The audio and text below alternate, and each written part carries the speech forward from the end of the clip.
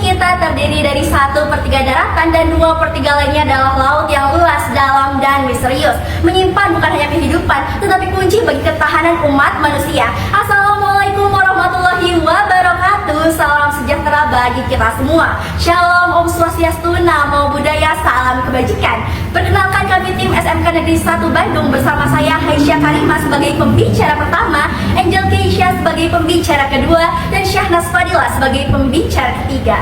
Dewan juri yang terhormat, laut menyimpan cerita yang tak pernah ditulis oleh tinta tapi dengan gelombang. Kami percaya perubahan permukaan laut di masa lalu bukan hanya kenangan biologis, tapi juga peringatan bahwa setiap pasang dan surut menyimpan pesan tentang kemana arah bumi akan melangkah. Maka dari itu kami memilih subtema 4, yaitu Change in Sea Level History as Key to the Future. Dan untuk pertama kalinya kami menyatakan sikap tegas bahwasanya kami mendukung subtema kali ini dengan didasari oleh 3 argumentasi utama. Argumentasi pertama dilandaskan oleh rumusan masalah yang akan disampaikan oleh saya selaku pembicara pertama. Argumentasi yang kedua yakni berdasarkan data ilmiah, keunggulan strategis pendekatan ini serta membandingkan kondisi ketika data ini diabaikan dan ketika data ini diterapkan dalam kebijakan dan perencanaan yang akan menunjukkan bahwa sejarah permukaan laut bukan hanya catatan geologis, tetapi fondasi untuk membangun prediksi yang presisi dan solusi yang adaptif.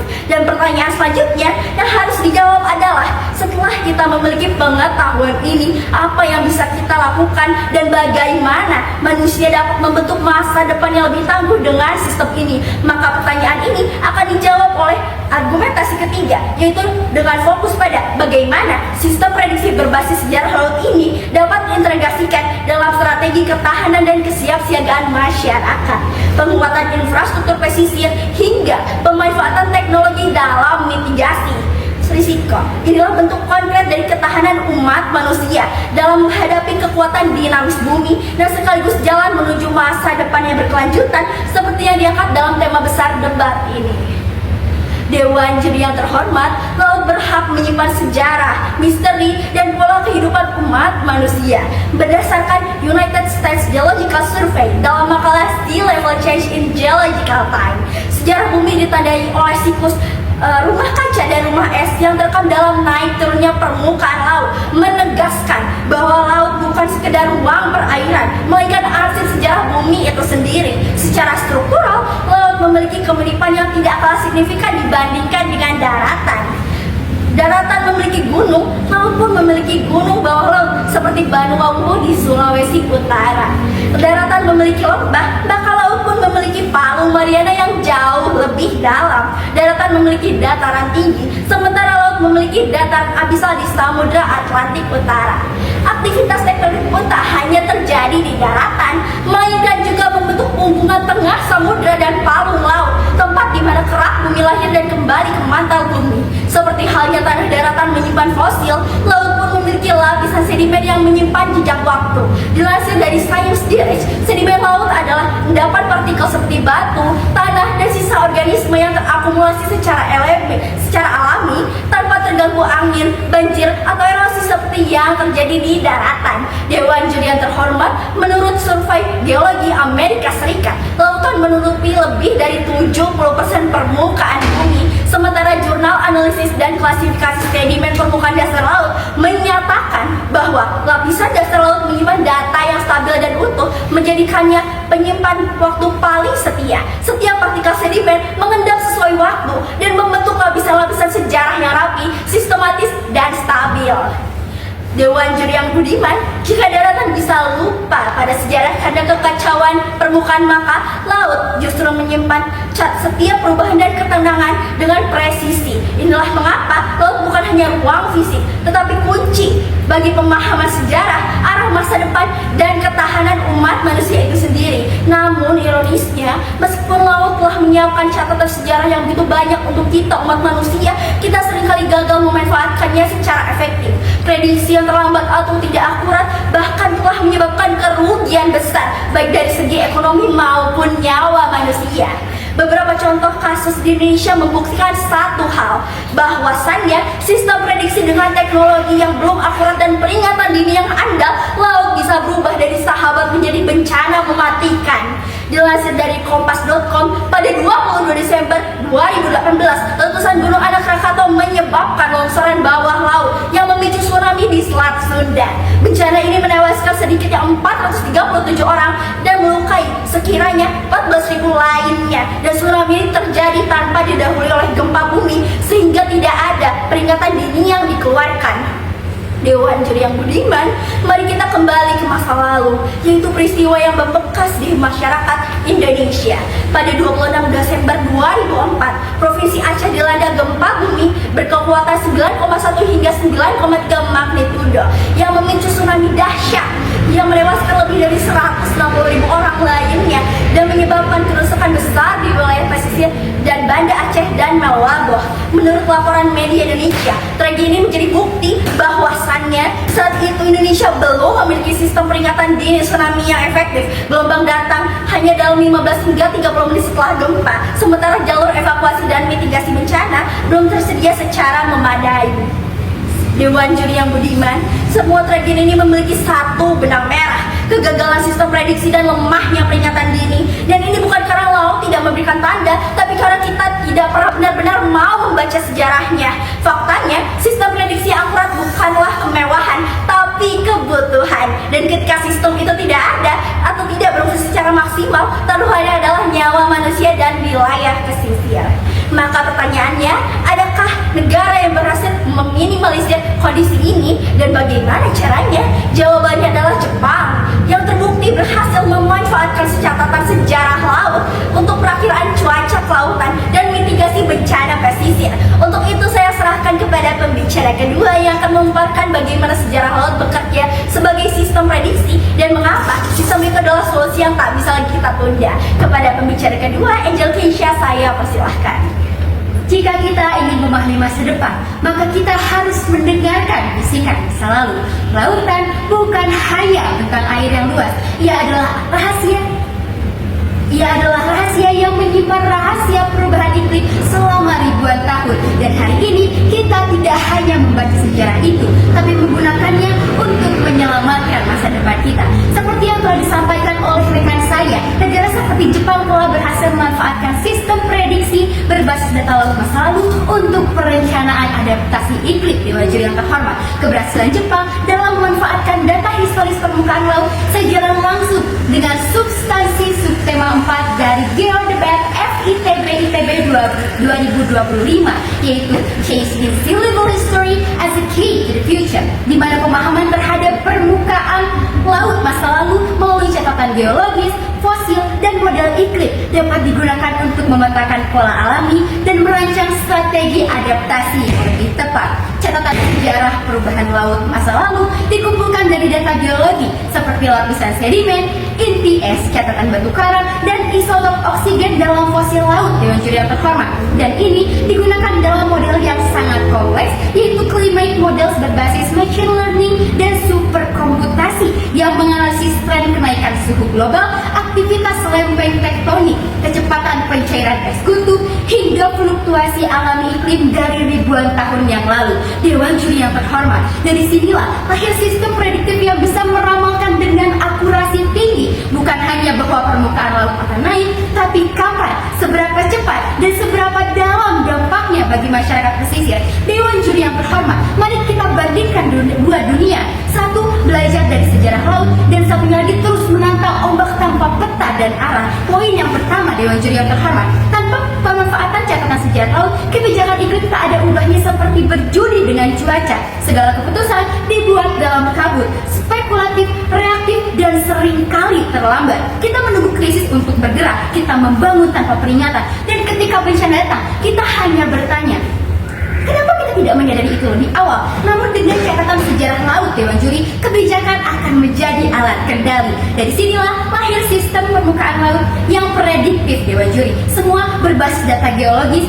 bukan sebuah asumsi, dan kita akan berhenti berjudi dan mulai merancang masa depan dengan presisi. Poin yang kedua, Dewan Juri yang terhormat, tanpa catatan sejarah laut, wilayah pesisir menjadi korban yang tetap. Setiap tahun banjir akan datang lebih awal, lebih tinggi, dan bahkan lebih merusak. Kita sibuk mengevakuasi, membenahi, dan terus memulai hal yang sama di tahun berikutnya, Dewan Juri. Namun dengan data sejarah laut, kita tahu batasannya, kita tahu mana zona merah yang harus dikosongkan, dan kita tahu mana zona aman yang bisa dikembangkan. kembangkan. Lalu poin yang ketiga, Dewan Juri yang terhormat, tanpa landasan prediksi yang akurat, infrastruktur kita bagaikan istana pesir yang megah tapi rapuh. Tanggul dibangun tapi tidak tahan, pelabuhan megah tapi mudah tenggelam, kota pesisir tumbuh cepat lalu tenggelam diam-diam. Tapi Dewan Juri yang terhormat, dengan catatan sejarah laut, kita tidak hanya membangun, kita membangun dengan kesadaran, dan kita tanggul, dermaga, bahkan jalur evakuasi bisa dirancang tahan terhadap tren kenaikan air laut yang nyata, terukur, dan bisa diproyeksikan.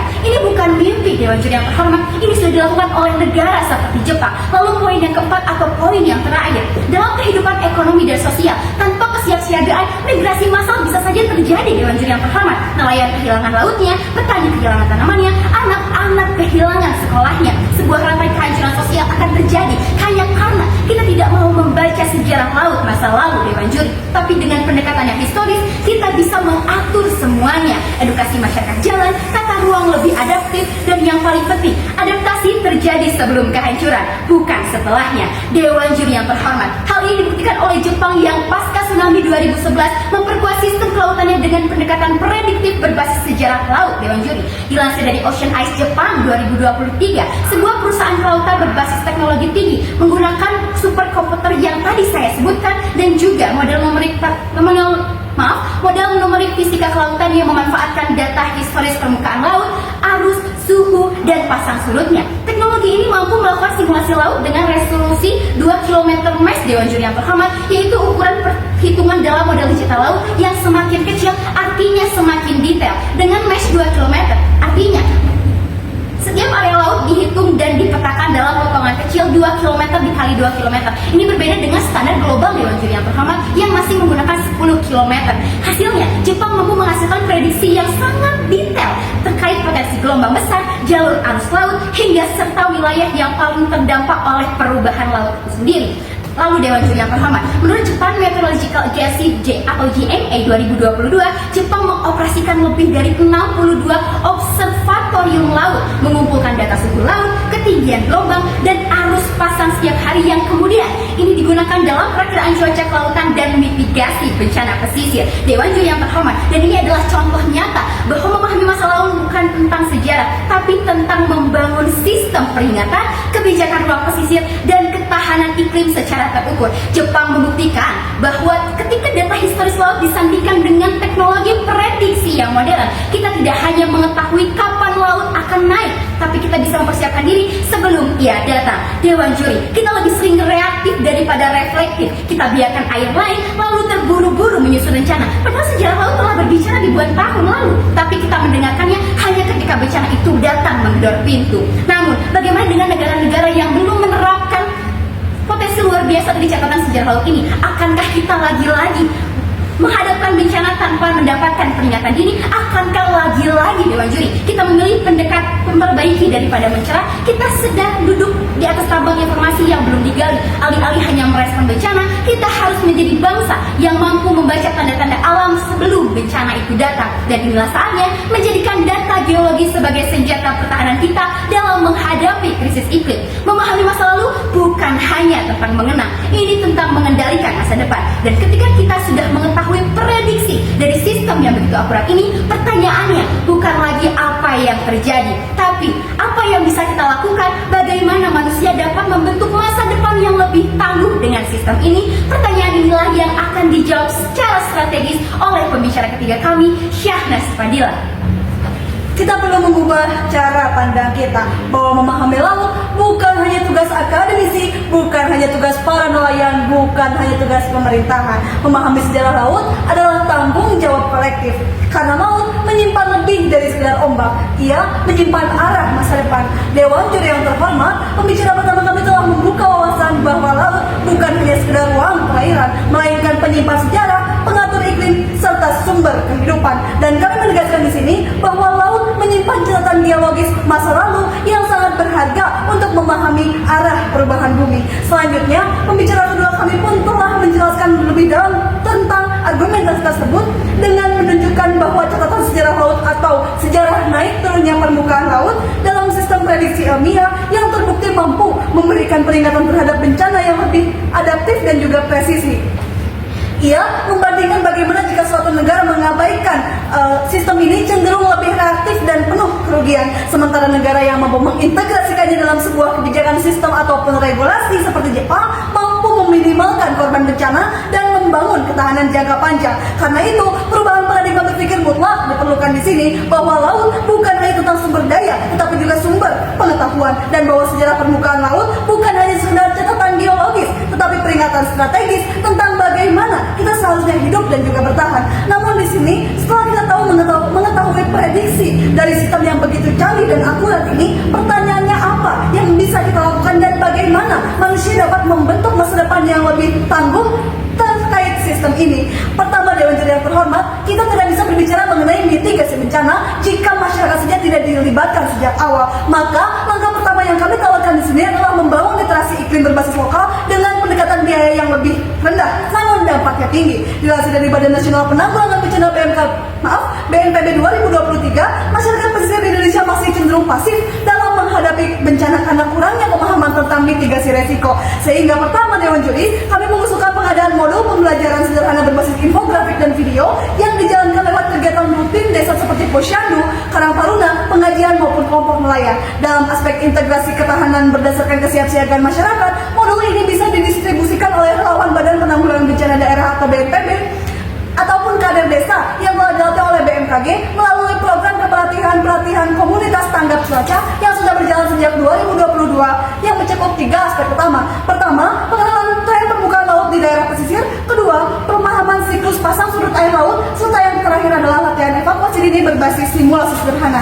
Selanjutnya, Dewan Juri yang terhormat, dalam aspek penguatan infrastruktur pesisir, tidak semua daerah butuh seawall dengan anggaran triliunan rupiah. Namun di sini yang mereka butuhkan adalah infrastruktur sederhana yang tepat dan juga berguna. Dan kami mendorong penataan ulang pesisir dengan prinsip adaptasi berbasis alam dan juga budaya lokal.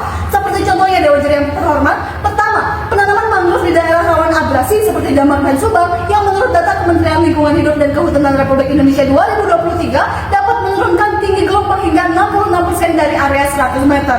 Lalu yang kedua di sini, elevansi rumah-rumah nelayan di zona merah pasang tinggi menggunakan fondasi panggung dengan material lokal yaitu beton bertulang yang mampu tahan terhadap gelombang abrasi.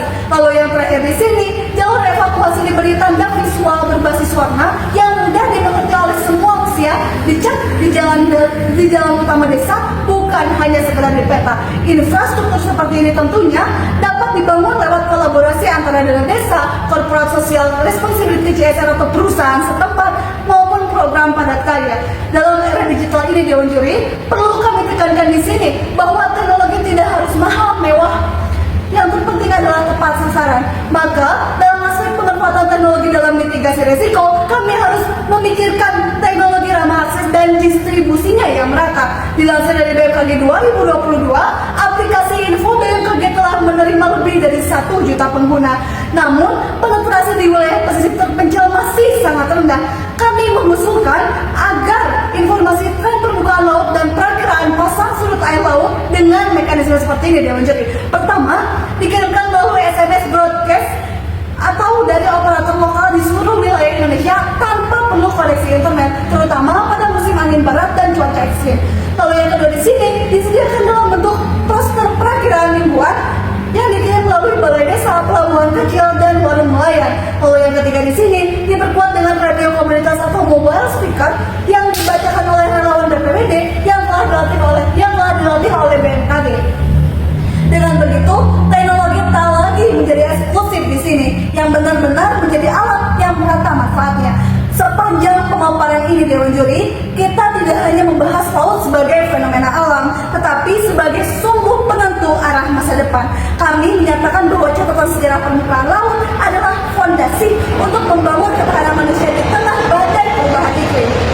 Bukan esok hari, tetapi hari ini. Karena pada akhirnya, krisis bukan hanya tentang soal kejadian, melainkan soal kesiapan. Dan kesiapan itu tidak datang dari pembangunan reaktif yang penuh dengan reaktif serta setelah bencana, namun tetapi dari sistem prediksi yang dirancang untuk memahami pesan masa lalu.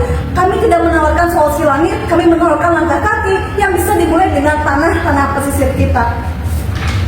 Maka hari ini kami berdiri di sini bukan hanya membawa gagasan, tetapi sebuah kebutuhan besar.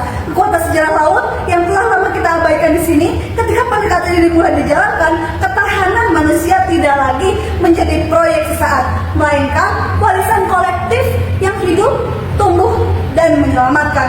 Dewan Juri yang terhormat, berdirinya kami di sini tidak hanya sekedar membawa gagasan, tetapi sebuah kebutuhan mendesak bahwasanya membaca sejarah laut bukan hanya nostalgia ilmiah, tetapi langkah paling logis dan juga strategis untuk membangun masa depan yang lebih aman dan berkelanjutan.